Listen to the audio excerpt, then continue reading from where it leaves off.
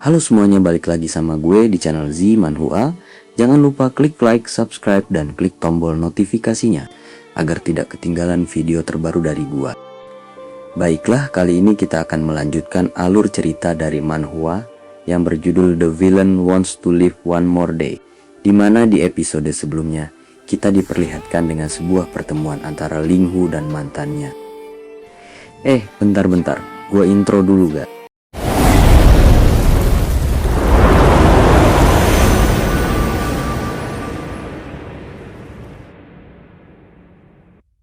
Saat ini mereka bertemu di luar hotel milik keluarga Tan. Mantan Linghu ini bernama Mao Chiyue. Karena mengucapkan namanya, dia membuat sebuah kata kunci untuk memicu kenangan lamanya. Dulu saat di universitas, Mao Chiyue adalah teman sekelas Linghu Hang dan hubungan mereka dulunya sangatlah mesra. Tapi pada akhirnya mereka pun putus karena kesalahpahaman yang tidak dapat dijelaskan. Setelah putus dari Chiyue, Linghu Hang kemudian menjadi anjing penjilat Xiao Churan dan Chiyue semakin menjauh darinya. Kembali ke saat ini di luar hotel keluarga Tan. Linghu dan Chiyue bertemu secara kebetulan. Chiyue bertanya, "Kenapa? Sudah lama kita tidak bertemu dan kau sudah tidak kenal. Kau benar-benar orang yang pelupa ya?" Linghu yang sok cool menjawab dengan singkat, "Tidak." Linghu lalu melirik Chiyue dan dia langsung terpesona dengannya. Dia pun mengatai dirinya yang dulu dengan berkata, "Kau bahkan tidak menghargai mantan pacarmu. Linghu Hang, kau benar-benar idiot." Chiyue terkejut dengan suara itu. Ia bertanya-tanya, siapa yang bicara? Dengan melihat sekitarnya, Chiyue tidak menemukan siapapun kecuali dirinya dan Linghu. Ia pun berpikir, mungkinkah yang bicara diam-diam itu adalah Linghu? Di saat ingin ditanyai, Linghu lalu menghilang. Tapi setelah melihat sekitar, ternyata Linghu sedang berbicara dengan seseorang di tepi jalan. Meskipun ia basa-basi dengan bertanya berapa harga mobil orang itu. Tapi sebenarnya, Linghu sedang menghindari Chiyue karena Chiyue adalah salah satu dari heroin di novel ini. Linghu takut akan ada masalah. Chiyue pun berpikir, mungkin yang bicara tadi itu bukanlah Linghu karena dia jauh darinya dan suara yang dia dengar sangat dekat dengan telinganya. Setelah basa-basi, Linghu kemudian melirik Chiyue. Dia pun berkata dalam hatinya, "Sayang sekali, apa gunanya punya tubuh yang bagus? Pada akhirnya kau akan dimasukkan ke harem sang protagonis kan? Apakah aku tidak punya profesi lain selain menjadi bajingan?" Linghu menyesal karena berperan sebagai penjahat dan ia berharap punya peran lain dalam novelnya.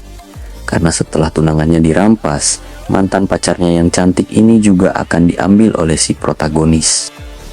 Linghu sampai berpikir kalau si protagonis ini sudah sakit jiwa. Dia hanya berspesialisasi dalam mencuri wanita yang disukai orang lain. Kemudian Chiyue mengetahui kalau orang yang bicara tadi adalah Linghu Hang. Ia pun marah dan mendatangi Linghu.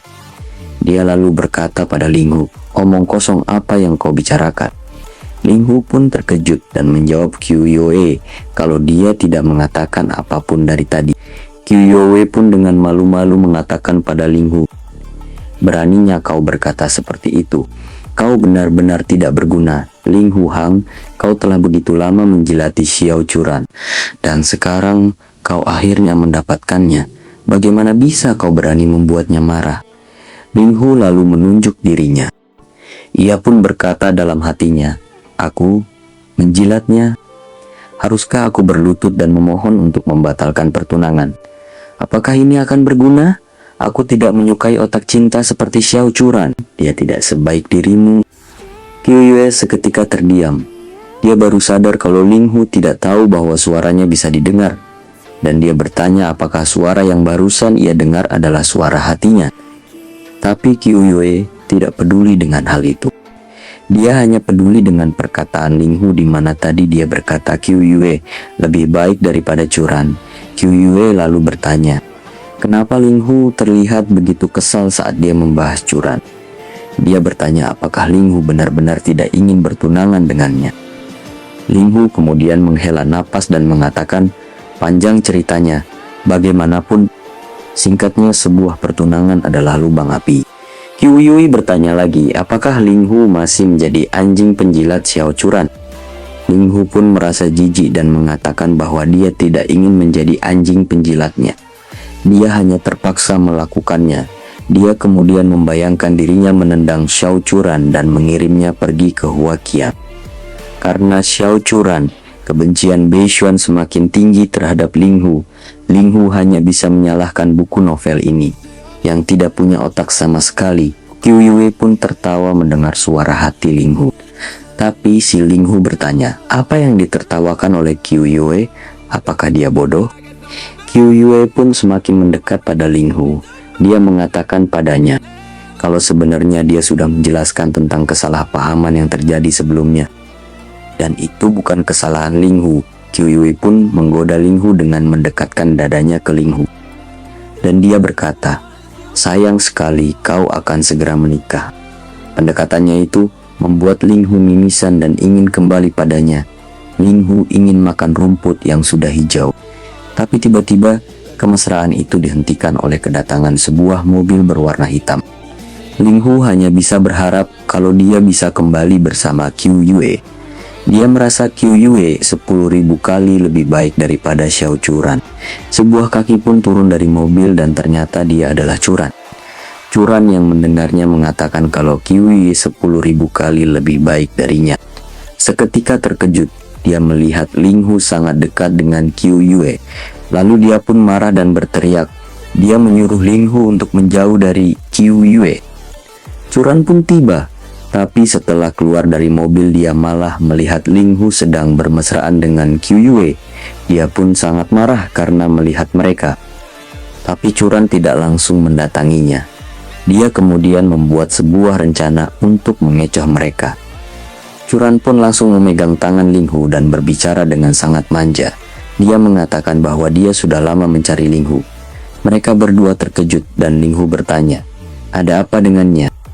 Churan tersenyum, dia lalu memegang tangan Ling Hu dengan erat.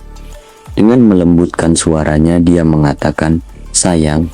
Tiba-tiba Churan menyentuh wajah Ling Hu dan dia pun menciumnya di depan Qiu Yue. Ling Hu terkejut dengan kejadiannya yang sangat cepat itu. Dia seketika bertanya-tanya dalam hatinya, apakah dia sudah gila? Sungguh perubahan kepribadian yang mengejutkan. Qiu Yue menyadari bahwa itu adalah triknya untuk menjauhkan Ling Hu dengan Qiu Yue. Dengan lembut Qiu Yue mengatakan pada Ling Hu, dia akan mengobrol dengannya di perjamuan nanti. Dia pun pergi dan memberitahu Ling Hu bahwa nomor teleponnya yang dulu masih belum berubah. Churan kesal dengan kemesraan mereka, dia pun mencubit Ling Hu dan memarahinya. Dia mengatakan, kau sudah punya tunangan sekarang, dan kau masih berani berhubungan dengan wanita lain? Ling Hu membalasnya dengan marah dan mengatakan, Xiao Churan, apa kau harus bertingkah begitu kasar? Tidak ada orang lain di sini. Apakah kau pikir aku tidak mengenalimu? Kau sama sekali tidak ingin bertunangan denganku. Churan pun balik berteriak padanya, maksudmu? Kau ingin membatalkan pertunanganmu? Dia pun memegang bajunya Ling Hu sambil mengatakan, kau tak bisa membatalkan pertunanganmu di depan semua orang. Ling Hu semakin marah dan berteriak padanya, benarkah? Bukankah lebih baik mengejar cinta sejati? Churan mengatakan pada Ling Hu bahwa dia harus bertanggung jawab padanya. Siapapun yang dia katakan cinta sejati, maka dialah cinta sejatinya. Bei Xuan pun tiba. Dia melihat Churan dan Ling Hu bertengkar. Dia merasa Churan terlihat sangat menyedihkan. Bei Xuan pun mengepalkan tangannya dan berkata bahwa ini tugasnya untuk menyelamatkan Churan. Dia juga tidak bisa meninggalkannya begitu saja. Amarah Bei Xuan pun meledak. Dia pun bersumpah akan menginjak-injak Ling Hu Hang ke dalam lumpur, sehingga Ling Hu tidak akan pernah bisa bangkit lagi. Dia juga mengatakan kalau dia akan membiarkan Churan melihat wajah asli Ling Hu yang sebenarnya. Singkat cerita, Sin pun berpindah ke ruang perjamuan restoran. Ling Hu menyuruh Churan untuk jangan menarik lengan bajunya, karena dia merasa itu tidak akan baik baginya jika ada orang yang melihat. Churan pun mengatakan pada Ling Hu bahwa dia dan dirinya sudah bertunangan. Jadi, apa salahnya Churan melakukan hal itu? Ling Hu pun membalas dan berkata padanya, Ling Hu tahu dia hanya marah dan tidak bisa menyelamatkan mukanya. Ling Hu pun mengancamnya dengan berkata, "Bagaimana kalau kita membicarakan tentang pembatalan ikatan pertunangan nanti?" Tapi itu tidak mempan terhadap Curan. Ia masih saja berdekatan dengan Ling Hu. Ling Hu pun tidak tahan. Dia takut kalau Beishuan akan muncul dan melihatnya berjalan bersama Curan. Dia lalu menjaga jarak dari Curan dengan beralasan ada orang yang memanggilnya. Dia kemudian pergi meninggalkan Curan sendirian. Curan pun bertanya-tanya pada dirinya. Dia berkata, "Kenapa seperti ini? Apakah dia membenciku?" Singkat cerita, saat Ling Hu berjalan, ia bertemu dengan calon mertuanya. Ternyata Xiao Dazuang sudah membawa dokter yang disebutkan oleh sistem sebelumnya. Dia pun berkata kalau dia baru saja mau mencari Ling Hu. Dia juga sudah menyiapkan hadiah pertemuan untuk pamannya. Sontak itu pun membuat Ling Hu bengong. Ayah Curan kemudian memperkenalkan dokter. Dia bernama Xiangguan dan dia dikenal sebagai dokter ajaib Xiangguan. Ayah Curan menemukannya khusus untuk Ling Hu. Lalu si dokter ini pun menyapanya. Ling Hu terdiam dan kebingungan. Ayah Curan memberitahunya bagaimana dia akan bertindak. Dia mengatakan bahwa nantinya dia harus membawa dokter ajaib untuk mengobati Tuan Tan. Ya, jika dia tidak berhasil, maka Ling Hu hanya perlu menunjukkan rasa baktinya, dan jika berhasil keluarga Tan akan sepenuhnya mendukungnya. Dan pada saat itu keluarga Tan, keluarga Xiao dan keluarga Ling Hu akan menjadi aliansi terkuat di negerinya. Lalu Ling Hu tiba-tiba menyadari sesuatu. Dia bertanya-tanya siapa namanya. Dia juga dikenal sebagai apa, dan dia bertanya apakah dia tidak salah dengar. Ternyata dalam novel aslinya, dokter ajaib yang dibawa Hao Qiang ke Ling Hu Hang ternyata bernama Xiangguan. Ling Hu Hang membawa dokter ajaib ini untuk menemui Tuan Tan, tetapi malah langsung ditampar oleh Zhang Beishuan dan menuduhnya sebagai seorang dukun. Dengan alasan ini Ling Hu mengirim Hao Qiang pergi jauh darinya. Itu agar dia tidak dapat menemukan dokter ajaib ini untuknya. Karena jika dia dapat menemukannya, dengan ini Ling Hu akan kalah dengan Zhang Beishuan. Tapi pada akhirnya dokter ajaib Xiangguan benar-benar tetap muncul, meskipun sudah mengirim Hao Qiang pergi. Ling Hu merasa bahwa plot novelnya benar-benar sudah menyimpang dan tidak masuk akal. Ling Hu berpikir meskipun ada perubahan plot cerita, tapi poin-poin penting dalam novelnya akan tetap dipertahankan. Dia bertanya, mengapa setiap kali ada perubahan rasanya menyakitkan? Di detik berikutnya, Ling Hu yang bengong ditepuk oleh ayah Curan dan bertanya, "Xiao Hang, kenapa kau bengong? Mengapa kau tidak membawa dokter Xiangguan untuk masuk ke dalam?" Kemudian Ling Hu beralasan kalau dia tiba-tiba sakit perut. Dia berkata dia harus segera pergi ke toilet. Ling Hu pun berlari meninggalkan ayah Curan dan menyuruh dokter mengurusnya untuk Ling Hu. Ayah Curan ingin menghentikannya, tapi Ling Hu udah keburu jauh larinya. Singkat cerita, Sim berpindah ke balkon ruang perjamuan sambil memegang segelas wine. Ling Hu menghela nafas karena merasa harinya ini sangat menyebalkan. Tiba-tiba dia didatangi oleh Qiu Yue yang bertanya, kenapa dia menghela nafas? Dia pun mendekatkan dirinya pada Ling Hu dan bertanya, apakah dia mengkhawatirkan Curan? Karena Qiu Yue sudah memperhatikan semuanya. Sambil menyentuh dada Ling Hu, Qiu Yue mengatakan pada Ling Hu bahwa dia dan Curan sama sekali tidak cocok. Ling Hu pun memegang tangannya dan berkata dalam hati, tapi kau juga akan menjadi harem Zhang Beishuan. Ling Hu menyuruh Qiu Yue untuk melepaskannya. Dia berkata bahwa dia sudah bertunangan, tapi sebenarnya dalam pengalamannya dia tidak akan bisa menyentuh gadis-gadis cantik dalam novel, karena mereka semua adalah harem sang protagonis. Ling Hu terlihat sangat sedih, hingga Qiu Yue bertanya, memangnya kenapa? Perjanjian pernikahan juga dapat dibatalkan. Dia sambil malu-malu untuk mengatakan hal itu.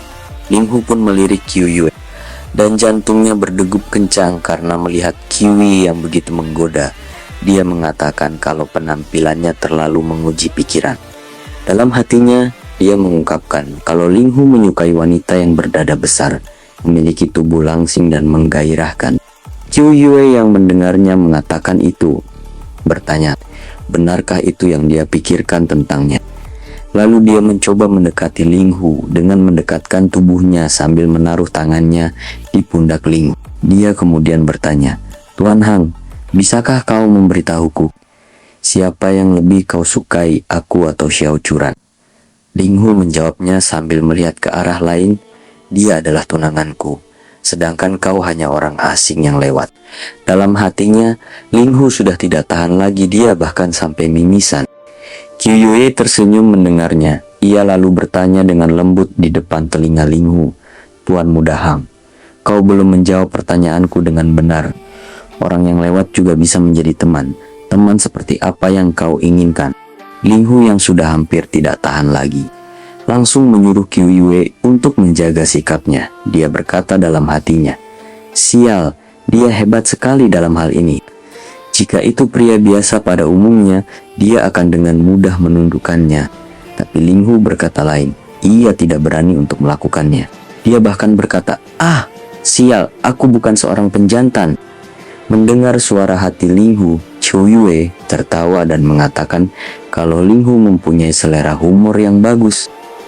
Dia tidak menyangka kalau isi hatinya sangat manis dan lucu. Dia sangat menyukainya. Melihat Qiu Yue yang tertawa, Ling Hu pun jadi malu. Dia pun melihat ke jendela dan ternyata ada Zhang Beishuan yang sedang berjalan. "Beishuan, lu merusak suasana romans. Gue benar-benar pengen nabok lu." Ling Hu takut Beishuan akan melihatnya. Ia langsung mendorong Qiu Yue dan menyatakan bahwa dia sudah bertunangan.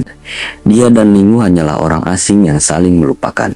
Si Qiu Yue sampai kaget tuh karena si Ling Hu tiba-tiba main dorong aja. Dalam hatinya, Ling Hu menyesal telah mendorongnya. Ia pun berkata, "Aku mendorongnya, aku benar-benar mendorongnya." Dengan tubuh yang selembut itu, Zhang Beishuan, teganya kau. "Sial, jika aku terus begini, aku akan menjadi manusia yang tidak normal." Ling Hu pun bertanya apakah ini adalah takdirnya sebagai seorang umpan meriam. Dia hanya bisa menonton saja, tetapi tidak bisa memakannya. Karena protagonis sudah datang, dia takut nyawanya dalam bahaya. Makanya Ling Hu dengan cepat mendorong Qiu Yue. Qiu Yue tertawa terbahak-bahak karena mendengar suara hatinya Ling Hu. Dia mengatakan, "Ling Hu sangatlah lucu sekali." Ling Hu kemudian memarahinya karena Qiu Yue menertawakannya saat Ling Hu begitu kasar padanya. Ling Hu berkata pada Qiu Yue, "Kau benar-benar tidak menganggapku serius." Ling Hu pun menangis karena mengira dirinya tidak dianggap pria oleh para heroin selain sang protagonis sebagai manusia. Ingin tahu bagaimana kelanjutan dari alur cerita manhwa ini? Subscribe dulu agar tidak ketinggalan alur cerita terbarunya, and see you next time.